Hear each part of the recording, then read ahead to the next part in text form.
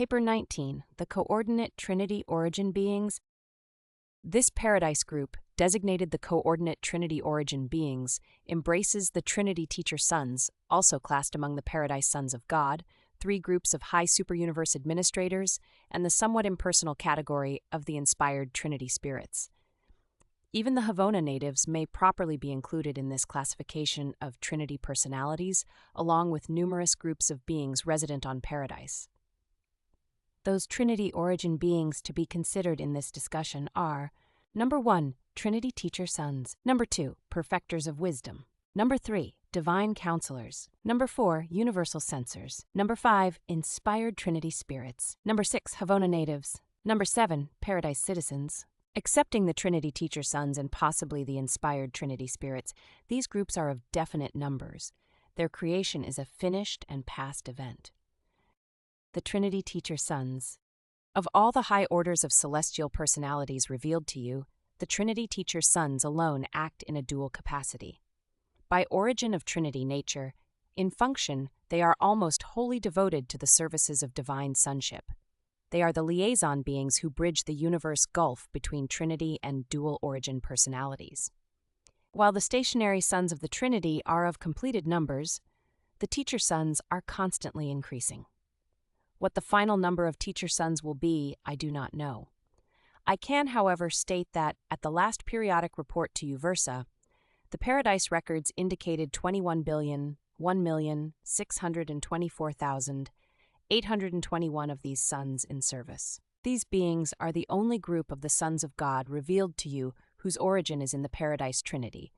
They range the central and super-universes, and an enormous corp is assigned to each local universe. They also serve the individual planets, as do the other Paradise Sons of God.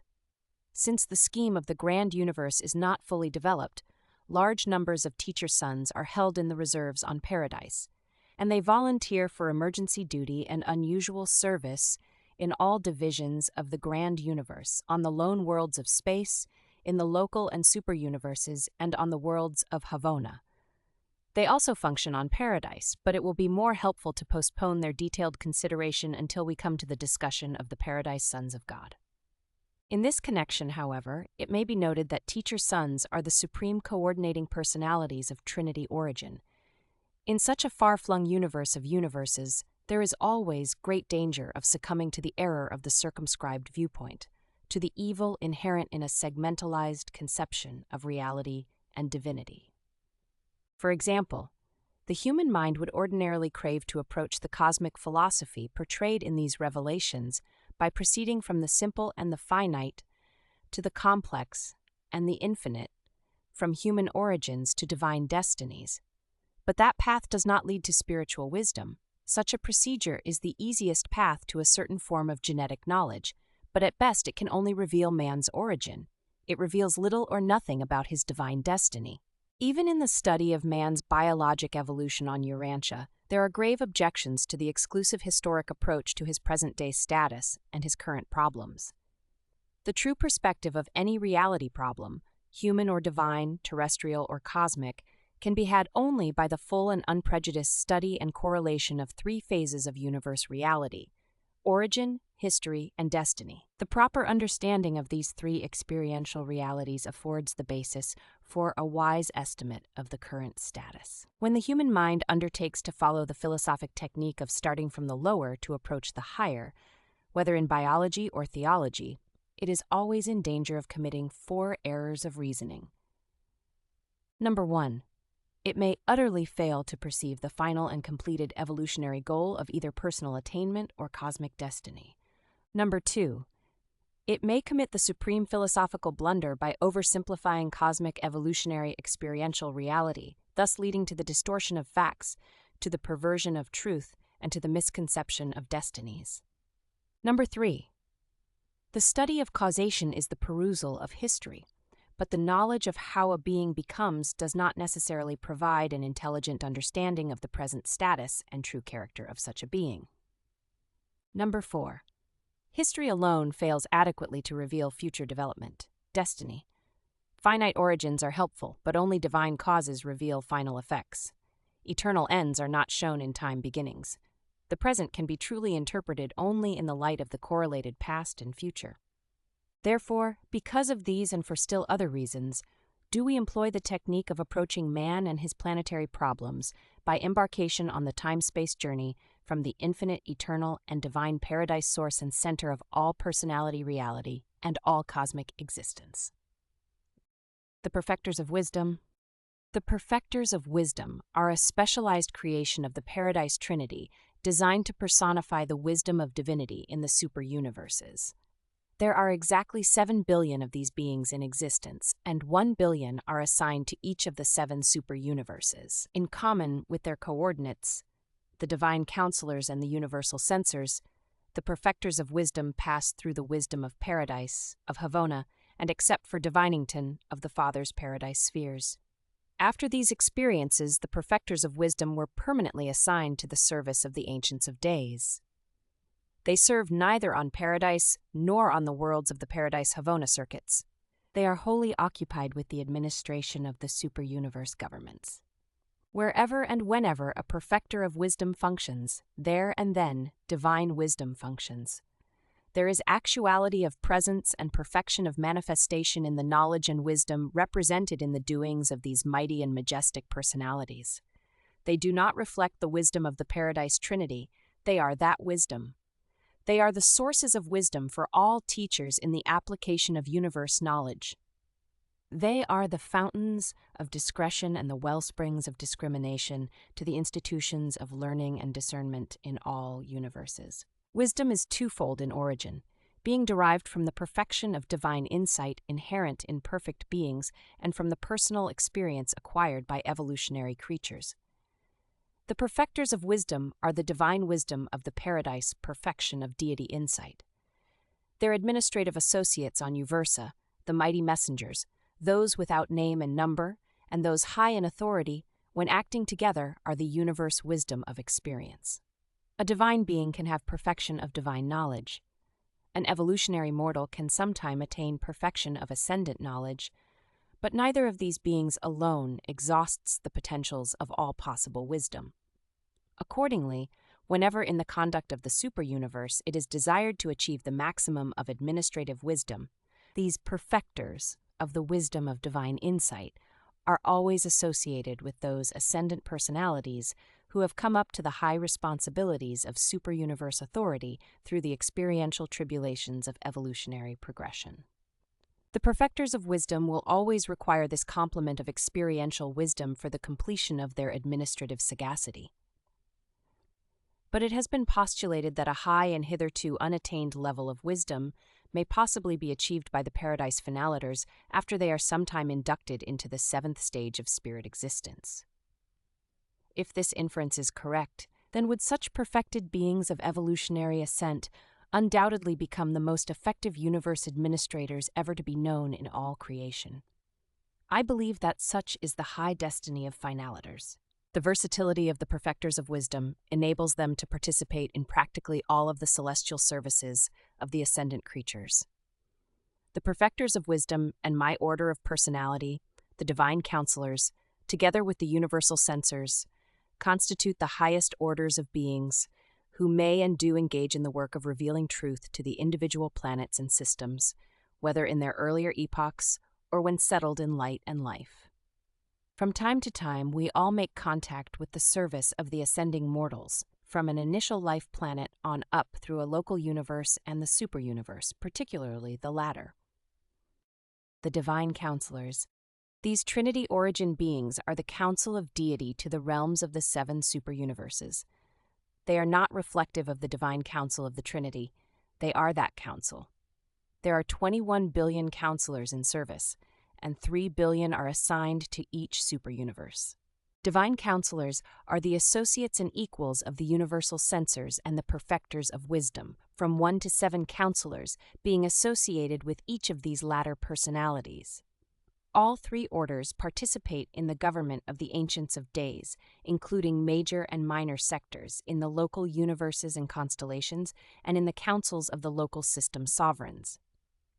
We act as individuals, as I do in inditing this statement, but we also function as a trio whenever the occasion requires. When we act in an executive capacity, Always there are associated together a Perfector of Wisdom, a Universal Censor, and from 1 to 7 Divine Counselors. 1 Perfector of Wisdom, 7 Divine Counselors, and 1 Universal Censor constitute a tribunal of Trinity divinity, the highest mobile advisory body in the universes of time and space. Such a group of 9 is known either as a fact-finding or as a truth-revealing tribunal, and when it sits in judgment upon a problem and renders a decision, it is just as if an Ancient of Days had adjudicated the matter. For in all the annals of the superuniverses, such a verdict has never been reversed by the Ancients of Days. When the 3 Ancients of Days function, the Paradise Trinity functions. When the Tribunal of 9 arrives at a decision following its united deliberations, to all intents and purposes, the Ancients of Days have spoken. And it is in this manner that the Paradise rulers make personal contact, in administrative matters and governmental regulation, with the individual worlds, systems, and universes.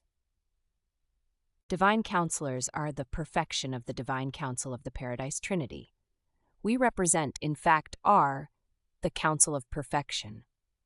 When we are supplemented by the experiential counsel of our associates, the perfected and Trinity-embraced beings of evolutionary ascent, our combined conclusions are not only complete but replete.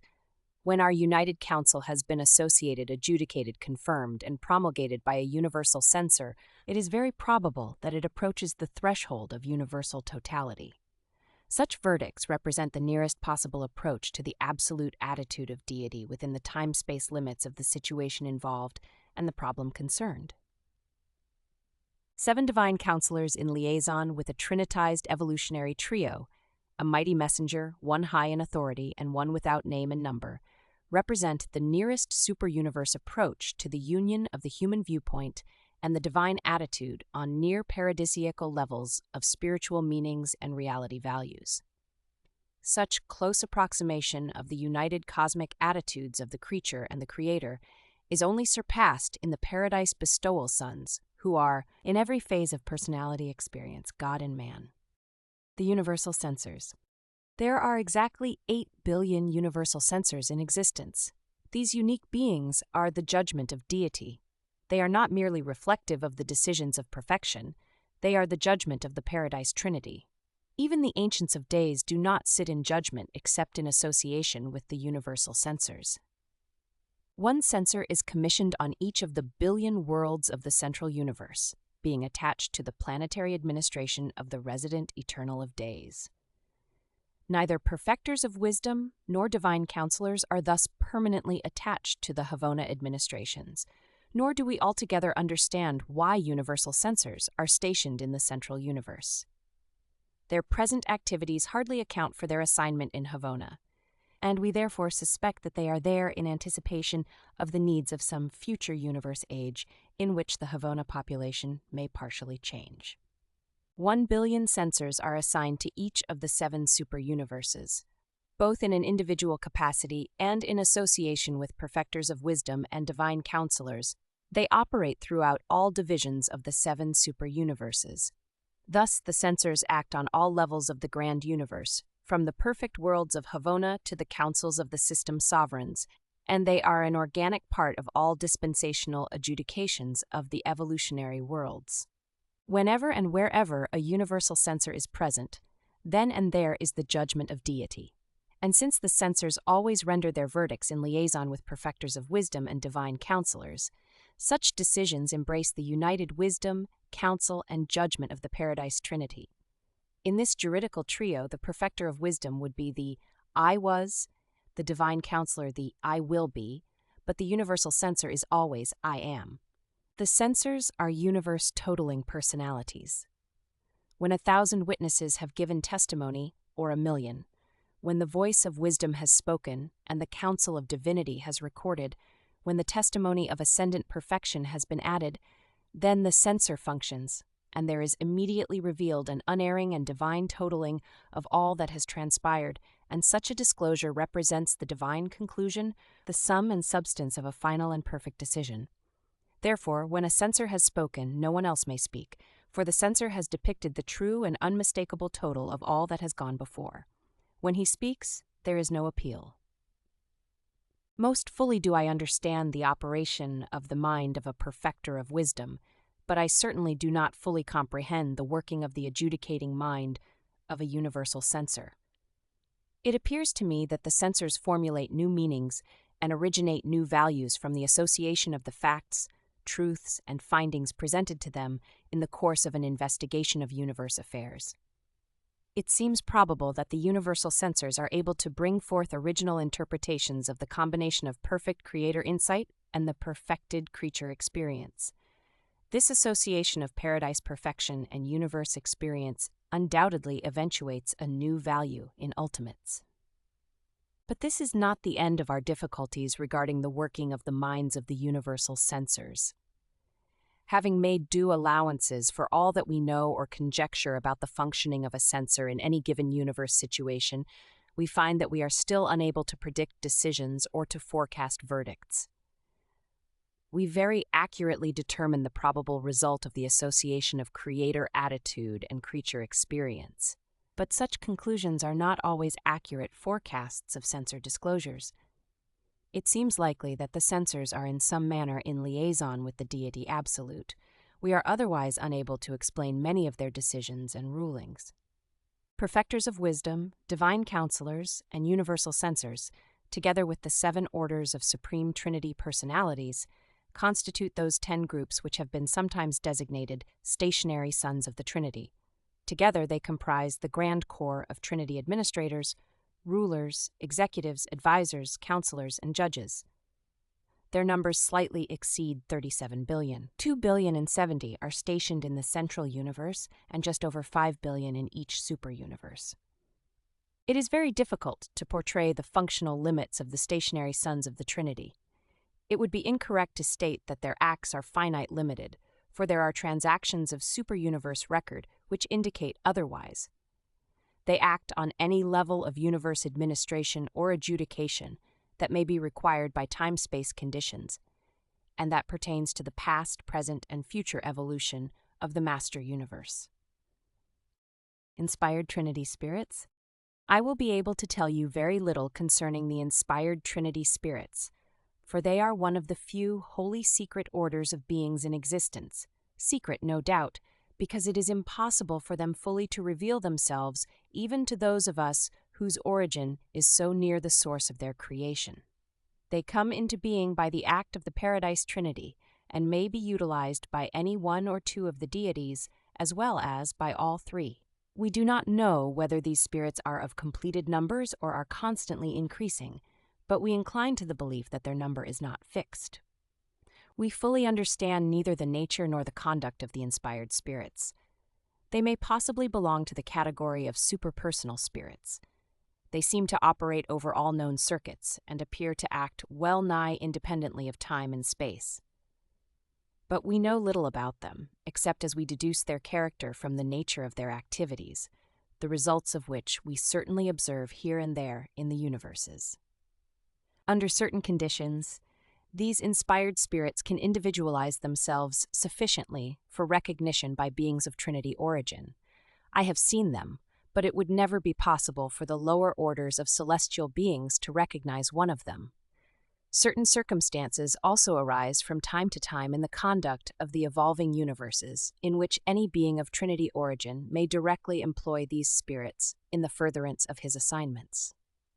We therefore know that they exist, and that under certain conditions we may command and receive their assistance, sometimes recognize their presence.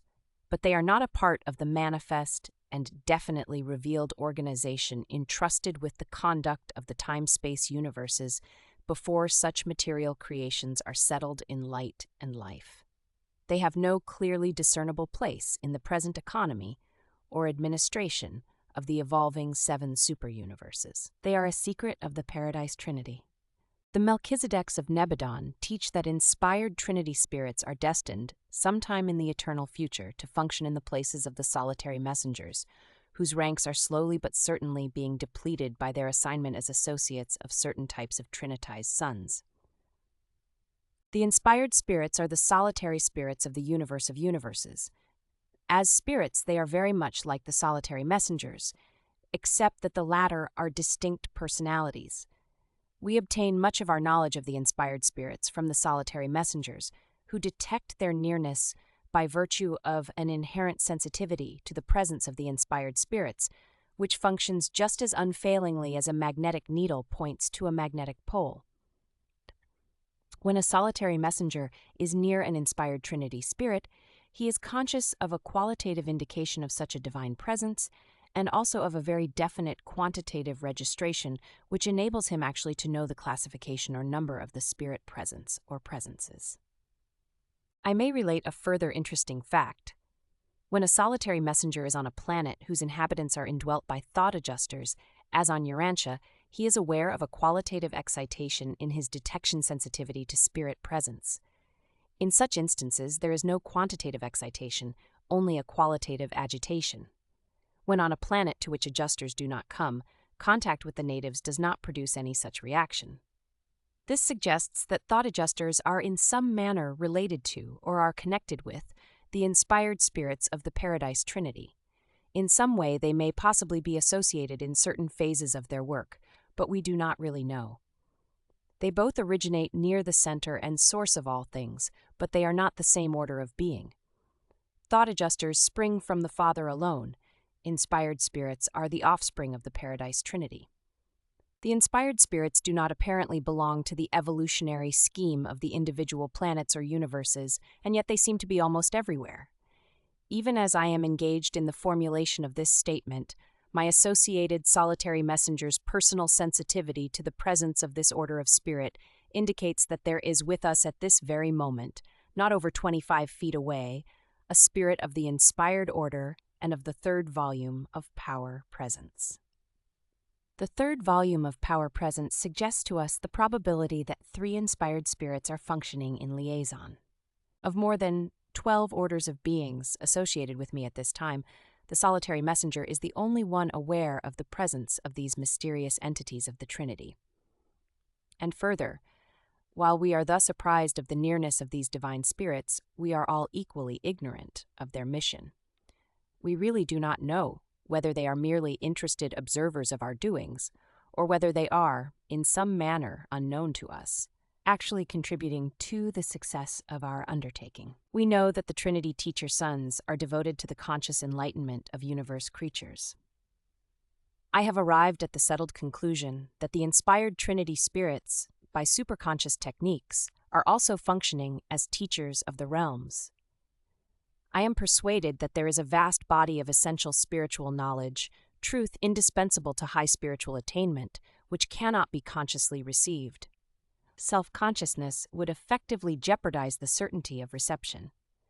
If we are right in this concept, and my entire order of being shares it, it may be the mission of these inspired spirits to overcome this difficulty, to bridge this gap in the universal scheme of moral enlightenment and spiritual advancement. We think that these 2 types of Trinity-origin teachers effect some kind of liaison in their activities, but we do not really know.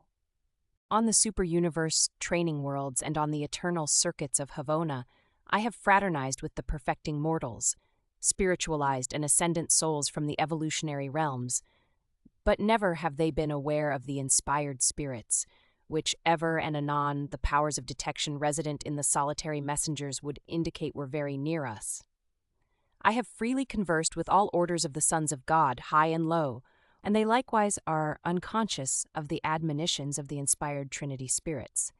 They can and do look back in their experiences and recount happenings which are difficult to explain if the action of such spirits is not taken into account. But excepting solitary messengers and sometimes Trinity-origin beings, none of the celestial family have ever been conscious of the nearness of the inspired spirits. I do not believe the inspired Trinity spirits are playing hide-and-seek with me. They are probably trying just as hard to disclose themselves to me as I am to communicate with them. Our difficulties and limitations must be mutual and inherent. I am satisfied that there are no arbitrary secrets in the universe. Therefore will I never cease in my efforts to solve the mystery of the isolation of these spirits belonging to my order of creation. And from all this, you mortals just now taking your first step on the eternal journey, can well see that you must advance a long way before you will progress by sight and material assurance. You will long use faith and be dependent on revelation if you hope to progress quickly and safely. Havona Natives. The Havona Natives are the direct creation of the Paradise Trinity, and their number is beyond the concept of your circumscribed minds. Neither is it possible for Urantians to conceive of the inherent endowments of such divinely perfect creatures as these Trinity-origin races of the eternal universe. You can never truly envisage these glorious creatures. You must await your arrival in Havona when you can greet them as spirit comrades. During your long sojourn on the billion worlds of Havona culture, you will develop an eternal friendship for these superb beings. And how deep is that friendship, which grows up between the lowest personal creature from the worlds of space and these high personal beings native to the perfect spheres of the central universe? Ascending mortals, in their long and loving association with the Havona Natives, do much to compensate for the spiritual impoverishment of the earlier stages of mortal progression. At the same time, through their contacts with ascending pilgrims, the Havoners gain an experience which to no small extent overcomes the experiential handicap of having always lived a life of divine perfection. The good to both ascending mortal and Havona native is great and mutual. Havona natives, like all other Trinity-origin personalities, are projected in divine perfection, and as with other Trinity-origin personalities, the passing of time may add to their stores of experiential endowments. But unlike the stationary sons of the Trinity, Havoners may evolve in status, may have an unrevealed future eternity destiny. This is illustrated by those Havoners whose service factualize capacity for fusion with a non-adjuster father fragment, and so qualify for membership in the mortal core of the finality. And there are other finaliter corps open to these natives of the central universe. The status evolution of Havona natives has occasioned much speculation on Uversa. Since they are constantly filtering into the several paradise core of the finality, and since no more are being created, it is apparent that the number of natives remaining in Havona is constantly diminishing. The ultimate consequences of these transactions have never been revealed to us, but we do not believe that Havona will ever be entirely depleted of its natives. We have entertained the theory that Havoners will possibly cease entering the finaliter core sometime during the ages of the successive creations of the outer space levels. We have also entertained the thought that in these subsequent universe ages, the central universe may be peopled by a mixed group of resident beings, a citizenship consisting only in part of the original Havona natives. We do not know what order or type of creature may be thus destined to residential status in the future Havona, but we have thought of Number 1. The Univitatia, who are at present the permanent citizens of the local universe constellations. Number 2. Future types of mortals who may be born on the inhabited spheres of the superuniverses in the flowering of the ages of light and life. Number 3. The incoming spiritual aristocracy of the successive outer universes. We know that the Havona of the previous universe age was somewhat different from the Havona of the present age. We deem it no more than reasonable to assume that we are now witnessing those slow changes in the central universe that are anticipatory of the ages to come. One thing is certain, the universe is non-static. Only God is changeless. Paradise citizens. There are resident on Paradise numerous groups of superb beings, the Paradise citizens. They are not directly concerned with the scheme of perfecting ascending will creatures and are not, therefore, fully revealed to Urantia mortals. There are more than 3,000 orders of these supernal intelligences, the last group having been personalized simultaneously with the mandate of the Trinity, which promulgated the creative plan of the 7 superuniverses of time and space. Paradise citizens and Havona natives are sometimes designated collectively as Paradise Havona personalities. This completes the story of those beings who are brought into existence by the Paradise Trinity. None of them have ever gone astray, and yet, in the highest sense, they are all free will endowed.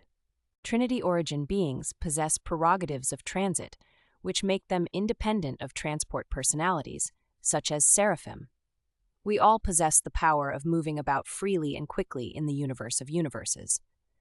Excepting the Inspired Trinity Spirits, We cannot attain the almost unbelievable velocity of the solitary messengers, but we are able so to utilize the sum total of the transport facilities in space that we can reach any point in a superuniverse, from its headquarters in less than 1 year of Urantia time. It required 109 days of your time for me to journey from Uversa to Urantia. Through these same avenues, we are enabled to intercommunicate instantaneously. Our entire order of creation finds itself in touch with every individual embraced within every division of the children of the Paradise Trinity, save only the Inspired Spirits. Presented by a Divine Counselor of Uversa.